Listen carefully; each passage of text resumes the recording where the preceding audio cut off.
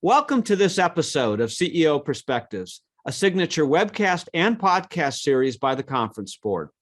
CEO Perspectives take an objective, nonpartisan look at a range of timely issues that matter most to business leaders.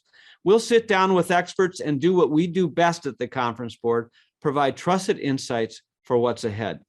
I'm Steve Odland, the CEO of the Conference Board and the host of this series. And in today's conversation, we're going to talk about career variety.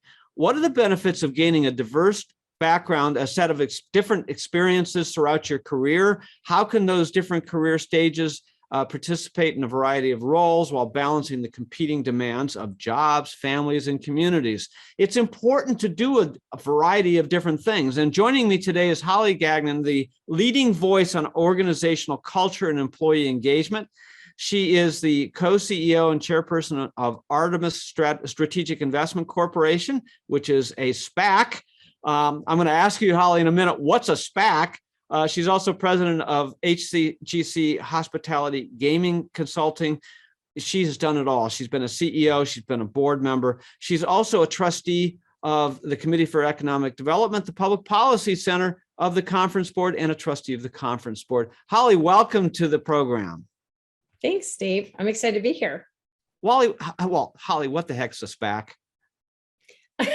It's a special purpose acquisition corporation. So it is a mechanism for companies to go public, and some people refer to it as a blank check company.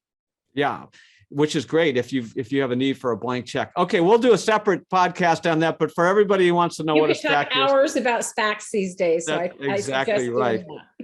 So Holly, you and I have talked about your incredible career, and it has been so diverse, and you've done so many interesting things, and now you have this whole basket of things that you're doing. Just share with our listeners what you've done generally in your career and what took you to each of these positions. Okay.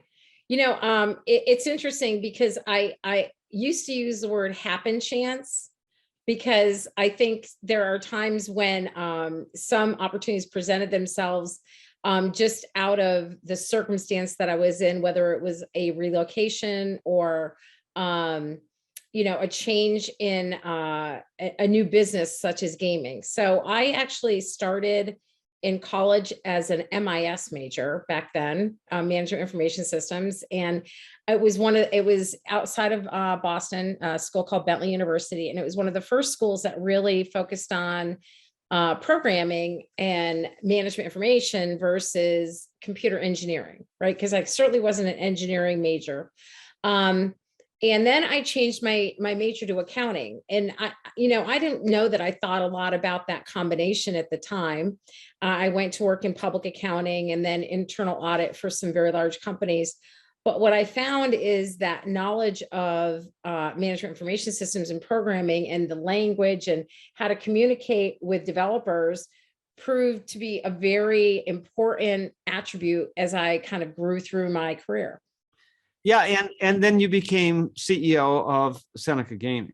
I did. That was kind of a journey. I worked in public accounting and internal audit, and then I joined a company called Harrah's, which is now Caesars, and traveled, a little bit nomadic. They assigned me to multiple jurisdictions throughout the country, and ultimately, my last position in gaming was as CEO for Seneca Gaming Corp up in, and we share this geographic reference up outside of Buffalo, New York. Yeah, and Memphis as well when you were at Harrah's. So it's interesting that we were both a little bit of corporate nomads, but so now you have this whole basket of activities that you're doing. Yes. Share with people what the complete list, because my word, I can't keep up with it. Yeah. So, and it's so funny when people say, what are you doing? And I kind of, name them off. They're like, do you have time for that? And I said, I think generally when something is very interesting to you and you want to do it, you find the time to do it.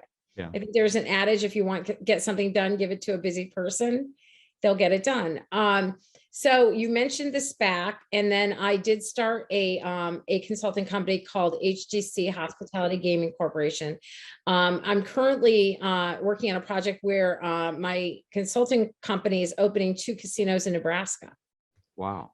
which is a lot of fun because I love casino operations. It's one of the things I love to do, but I honestly didn't want to do only that. So having the consulting company offers me the flexibility where I have a team and I travel and I can be the strategist and I can be involved in a casino operations and do it right, but I can live where I am. And I think one of the big anchors of this whole decision, Steve, is I came home. I live in my hometown, and it is absolutely kind of the foundation for all my other decisions. I really felt that calling to not live where the job was, but to live where my heart was. And you also are involved with not-for-profits. I am. So obviously I'm with the conference board.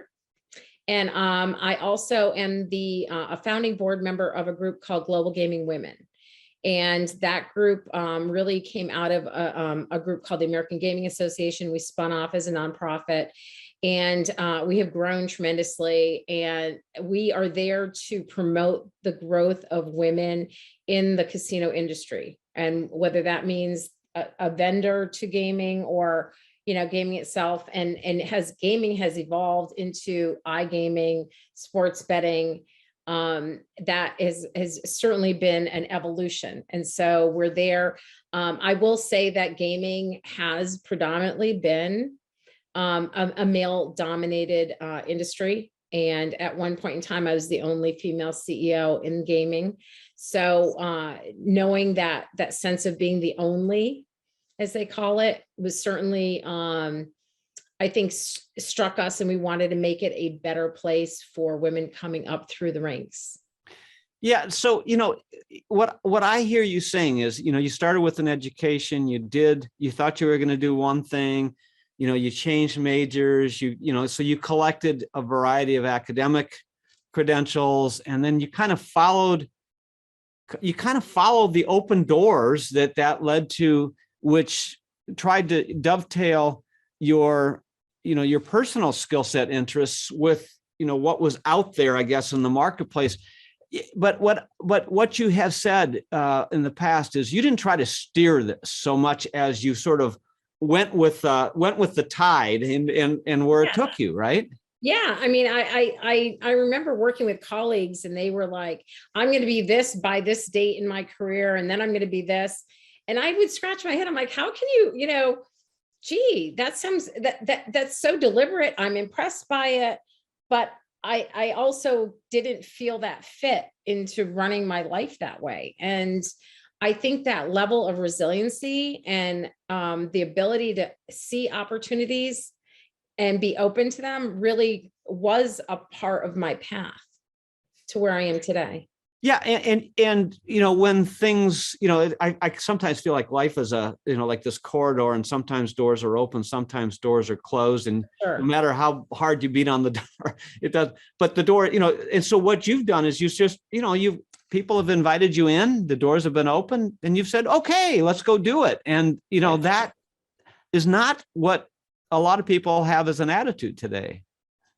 Yeah. I think there's a part of giving into the flow of life, right? Instead of resisting. And, I do think there's a piece where it's a little scary to do it that way, right? Because, you don't have certainty. And I think, it's interesting, the more candid conversations I have with colleagues, and as people get a little bit older in their career, they're more open about what scares them. And I always thought this whole imposter syndrome was more correlated to women. But the more I really have guy colleagues, they're like, no, I felt like an imposter too. And it plagues so many people. And I think it's really scary to take those leaps when people tap you on the shoulder and say, I see you doing this, would you do it? And in your mind, you're like, I don't know anything about that, or I don't know how to do that. And I think there's a piece of really growing your confidence that you can take those leaps. And I say this to my kids. I said, imagine what's the worst that's going to happen, right? I mean, the real true worst case scenario isn't so bad. You've learned something, you dust yourself off, you live another day. And I think that helps you maybe be a little bit more resilient and open to those things. Yeah, I think in career moves, the worst that can happen is it doesn't work out. Either you decide or they decide, but you move on, and it's a learning experience, and it makes you better and stronger. So as long as you're willing to make a change, and this is something else that you've been willing to do. It's not that I see so many young people today that say, okay, it's been 18 months, I've got to make a job change. And it wasn't that for you. You weren't driving it that way. You were just sort of, when the right door opened, and it wasn't for, another $100 in pay. It was the right move where you could be additive and you could learn and you could contribute. That's when you left. And so it didn't, I didn't add it up, but you had stretches where, you stayed in role or stayed in a company, and then it sort of flowed naturally from there. Yeah, I think my first gaming position and it was with Foxwoods, which is in Connecticut. And I no longer have to explain where it is because it's, so been around so long. I was their head of internal audit, and I stayed there for 8 years in multiple positions. I moved to IT, I moved to finance. And so I was there for a good amount of time. I saw that organization grow from 2,000 to 10,000 employees. Yeah, it's an amazing place. So many people I talk to say, well, I don't know what I want to do. I just don't know. And, it's almost like a gift if you can come out and say, well, I'm going to be a doctor, and, I'm going to be this kind of doctor, or I'm going to be, X, and I just know I'm going to be X, and that's what I want to do.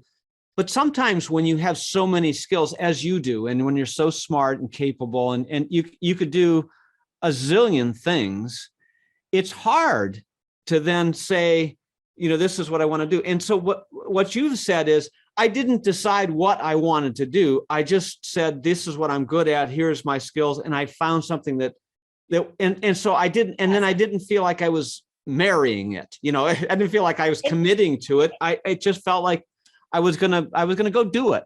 That's a great way to put it, because it's so funny when people say, I don't know what I want to do when I grow up. And I said, I don't know what I want to do when I grow up, and then you look at your age like, oh boy. But I do agree. I think people, take the leap, try it out. I do believe that, things are a zigzag and not necessarily linear. And so, I like your adage, if things don't work out, you will always learn. And I do say you learn as much by not being successful sometimes in a role as you did by being successful. Yeah. And, we're in a, towards the latter end of our career versus the beginning, but I know. And everybody, yeah. But everybody, says today, well, I'm going to say no, when people ask me, because I want to make sure that I do X and Y, Z.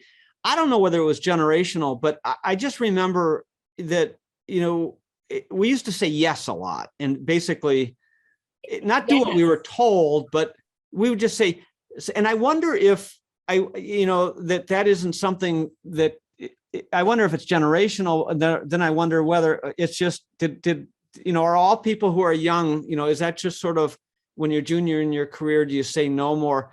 What do you think? I don't know, because when I do teach for UNLV and I teach for the University of Massachusetts, and I would be asked by the students, how did you get where you got? And I'd say, I haven't applied for a job in a really long time. Like, you usually get asked, which is truly I'm grateful for.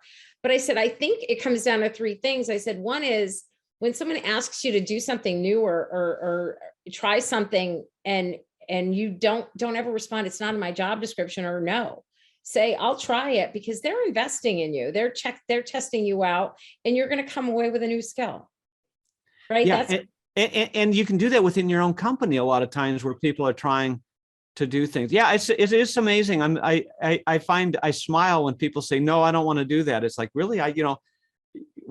We think that you'd be good at, we think you'd be good at this. It's your skill. No. And I think to your point, I think now, don't you see, when you see talent, and I think I've been very, very, I think that's been one of my personal talents, is having that eye.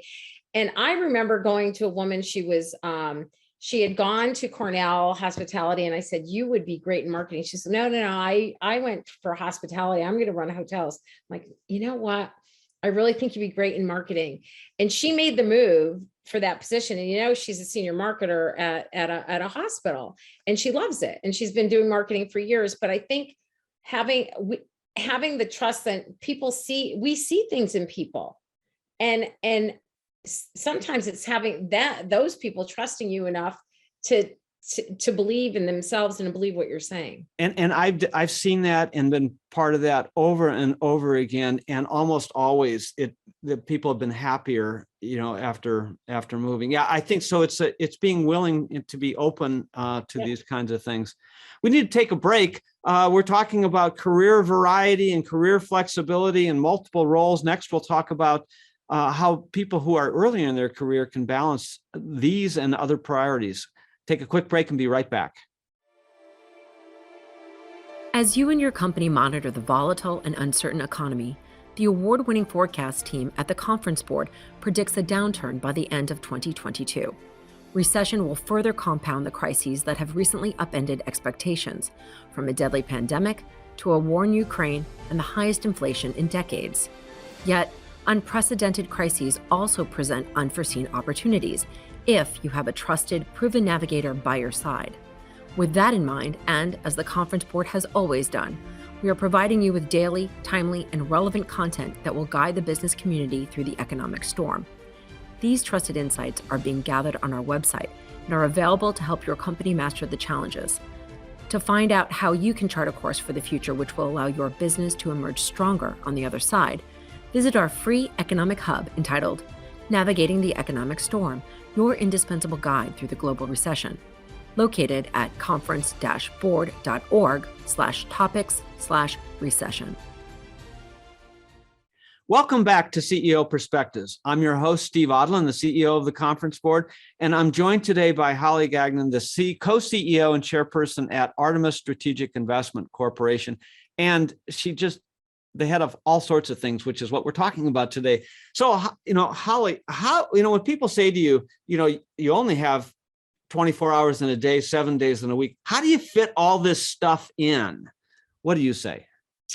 I think it's a combination of things. One is I'm a notorious early riser, so I get a lot done, when nobody's up.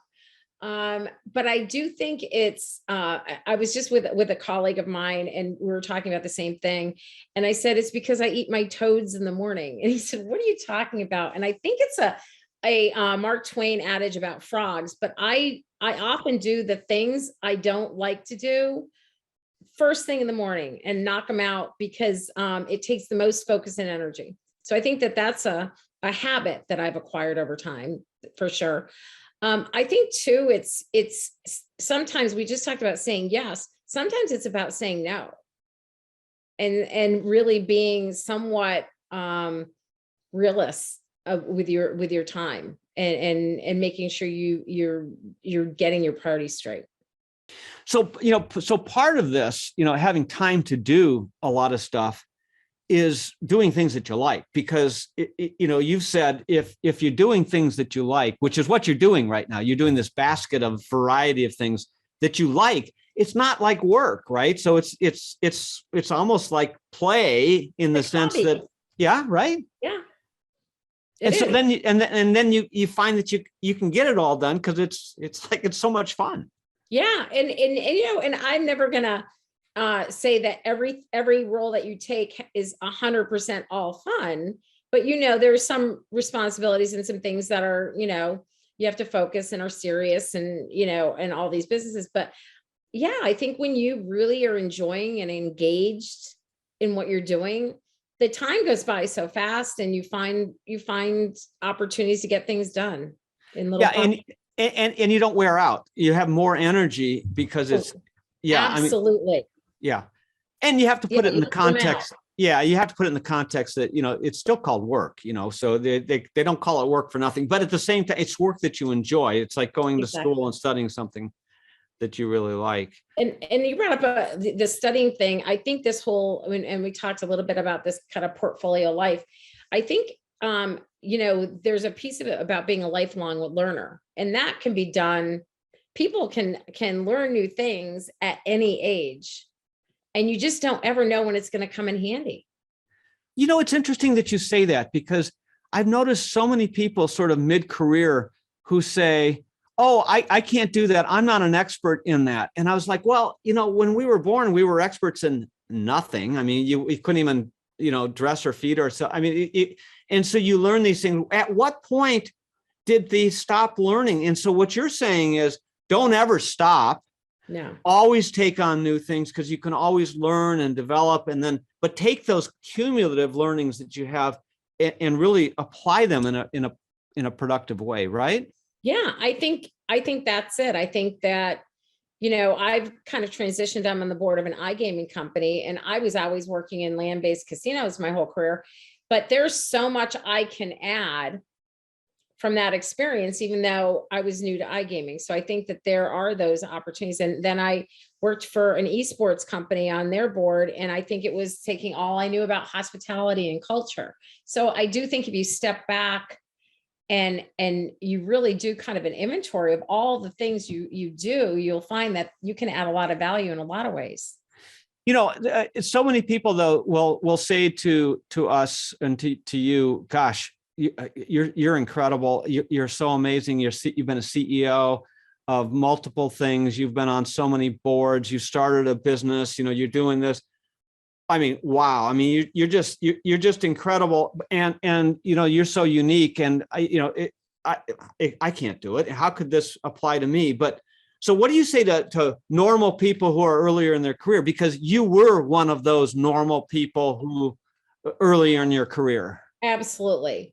So I think it was be a risk taker, right? And we talked about this. I mean, I know my first job, or actually my second job outside of public accounting, I moved to Hawaii. I moved to Hawaii to be with my. Well, that's not much of a risk. Everybody wants to do that. I know, but when you're in your 20s and you've never, traveled that far. But I think that early risks, you learn, oh, I can do this. This isn't so scary. And I think being a little scared is okay. I think if you're not uncomfortable, they say that you're not learning, right? So being comfortable in being uncomfortable, like if you can, if you are that person and you're always trying things, I think you can do that at any stage of your career. And people look, I mean, I know I look for those go-getters to this day, and I'm sure you do too. Those people who are willing to raise their hand and try new things. So, if you look at sort of what self-actualizes you over the course of a lifetime, there's family, and everybody balances this in different ways, but there's some aspect of family, there's some aspect of career, there's some aspect of community, however defined, right? So how do you balance all of that over the course of time? I'm glad you said over the course of time, because I think some people have the fallacy that it's always balanced, right? And, we all know that you have like weeks that are really tough. Maybe you have board meetings. I know we talk a lot that, oh, this isn't a good week for everyone to meet because all my board commitments meet at the same time. And, I'm immersed. So I think a piece of this is with my family and with my spouse is letting him know in August is going to be a tough month for me. Right. I'm just telling you up front, let's not plan and know that. But then knowing that your calendar and your space and knowing what to expect, then you can give more on the other things that, when you have gaps. And so I do think it's a little bit of time management is as exciting as that sound. I like planning a little bit, but and also just communication. And I think when you have good relationships with people, they understand when you can't make a meeting because you're there consistently all the time. And we've talked about even board meetings. Like I try to make every meeting when I can, because there might be that opportunity when I can't. But I hear you say, you've been deliberate about it. So you have to plan, you have to put it on your calendar. You have to put time. I'm going to go home at 5. tonight because I'm going to have a family dinner. But you have to plan for it. You have to be deliberate and do it, right? So and it's the same thing. We're talking in the context of maybe a day or a week, but there are years when we're both parents, when our children were small, where you just didn't do other things, where you just focused on right, and then before you have a family, you threw yourself into your career. But these things kind of ebb and flow over time, right? And so you can have it all, is what I hear you saying, but not all at once. Agreed, because I have a daughter who's 30, and she's off starting at Darden in August. And she'll say, I don't know how you did it at 28, that you were a director, you had me. She goes, I can't even have plans. Right. And I said, I think you just, there's the Finding Dory where the fish is saying, just keep swimming. I think when you're in those modes with the kids and you have all these responsibilities, you just did it. And I'm not going to ever lie. I'm never going to say it was easy. And I'm not ever going to say I didn't cry from time to time. Well, I think our kids are about the same age. And I tell the story that I've never seen Seinfeld, which was the most popular TV show through the 90s, because I didn't watch TV. My point is, I didn't watch TV through the 90s because, and I didn't, you just have to. Something had to give. Well, and it's finding peace in the moment with what you're doing and enjoying what you're doing, knowing that you'll do something else. And this is an important part about career variety, which is if you know it, and if you have an attitude, which is what you've told me, that I'm gonna do a variety of things and I'm not gonna worry about it, I'm gonna let it flow, then you don't get stressed out in the moment. You just sort of let it happen a little bit, right? Yes. And I think, what is it? Forcing a square in a round hole. I mean, there's people who will hammer that square, and get frustrated. And then, and you can have intentions like, I want to get to a certain level over time, but not be saddled with that, right? Not be constricted with that. Yeah, it's sort of like it's an aspiration. It's a destination. If you get in the car and you're going to drive across the country, it's helpful to know where you're going. But then you kind of allow the various routes to get you there, as long as you know that you're heading in that direction. I think, does that work? Directionally correct. Yes. That's what. No, I agree. I think rigidity. When you're rigid, you miss a lot of opportunities. And you can turn things into opportunities that you never expected. So I fully agree. Okay. So what I hear you saying is have an open mind. Yes. Take routes that come to you, go through the doors that are open, take the route that's available. If people say, hey, we think you'd be good at this or try this, go try it. Don't be rigid about this. Don't say no. Be flexible, be in the moment. Understand that, that things will take you to a variety of places.